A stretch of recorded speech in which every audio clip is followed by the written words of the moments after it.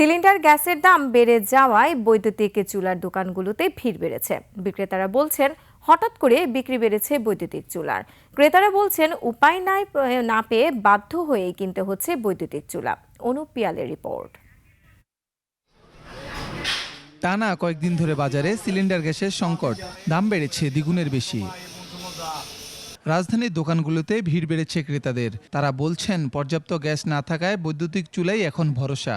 সকালবেলা রান্না করতে গেছে ওই মুহূর্তে আপনার গ্যাসের সিলিন্ডার শেষ হয়ে গেছে। সিলিন্ডার গ্যাস কিনছি সেটা হলো ডবল রিডবল, 1200 টাকা করে কিনতাম, 1250, 1500, 1600, এখন হচ্ছে 2500, 3000 টাকা। মানুষ পাক করে খাইব কিভাবে, এই জন্য গ্যাসের চুলার চাহিদা কারেন্টের চুলার চাহিদা বাড়ছে। বিক্রেতারা বলছেন যে কোনো সময়ের তুলনায় বিক্রি বেড়েছে।